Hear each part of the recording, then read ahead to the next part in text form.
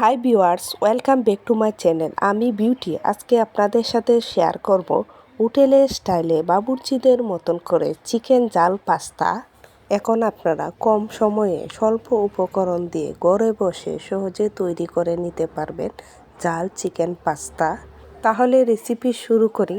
প্রথমে 1 চামচ লবণ দিয়ে দেব সামান্য পরিমাণ তেল। আমি এখানে পর্যাপ্ত পরিমাণ পানি ব্যবহার করেছি। দিয়ে দেব পাস্তা। একটি হ্যান্ডারের সাহায্যে নেড়েচেড়ে মিশিয়ে 8 থেকে 10 মিনিট সিদ্ধ করে নেব। এই পাস্তাগুলোকে ভালো করে সিদ্ধ করে নিতে হবে, তা না হলে পারফেক্ট টেস্ট আসবে না। আমি একটি চাকুনির সাহায্যে দেখাচ্ছি যে পাস্তাগুলো ভালো করে কুক হয়েছে। এখন একটি বাটির মধ্যে এই পাস্তাগুলো তুলে নেব। এখন আমি প্যানের মধ্যে দিয়ে দিব 1 টেবিল চামচ সয়াবিন তেল।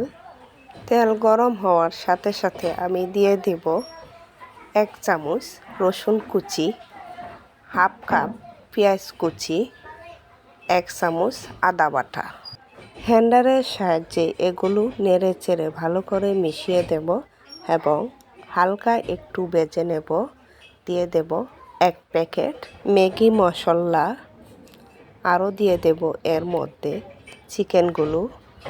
চিকেনগুলো আমি কেটে টুকরো টুকরো করে নিয়েছিলাম, সেগুলো দিয়ে দিয়েছি, দেখতেই পাচ্ছেন। এখন দিয়ে দেব 1 প্যাকেট টমেটো সস। আমি আবারও নেড়েচেড়ে মিশিয়ে ভেজে নেব। এর মধ্যে অ্যাড করব আমি 1 টেবিল চামচ গাজর কুচি।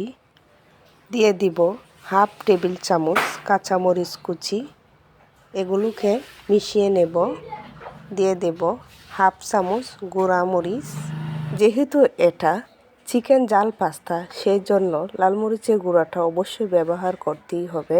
এখন এর মধ্যে অ্যাড করব পরিমাণ মতো লবণ। আরও দিয়ে দেব এর মধ্যে 2টা ডিম।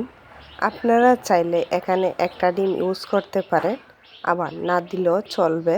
এই 2টা ডিমকে ভালো করে ভেঙে মিশিয়ে দেব সব মশলার সাথে। এর মধ্যে আমি আরও অ্যাড করব হাফ কাপ টমেটো কুচি। দিয়ে দেব সিদ্ধ করা পাস্তাগুলো।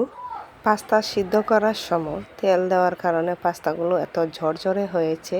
হ্যান্ডারের সাহায্যে মশলার সাথে পাস্তাগুলো ভালো করে মিশিয়ে দেব। দিয়ে দেব পাস্তার সাথে থাকা 1 প্যাকেট মশলা।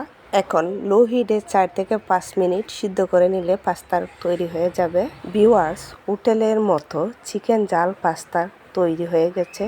যদি আমার ভিডিওটি ভালো লেগে থাকে তাহলে আমার ফেসবুক পেজে লাইক, কমেন্ট, শেয়ার আর ইউটিউবে দেখে থাকলে চ্যানেলটাকে সাবস্ক্রাইব করে দেবেন। ধন্যবাদ সবাইকে। দেখা হবে আরেকটি নতুন ভিডিও নিয়ে।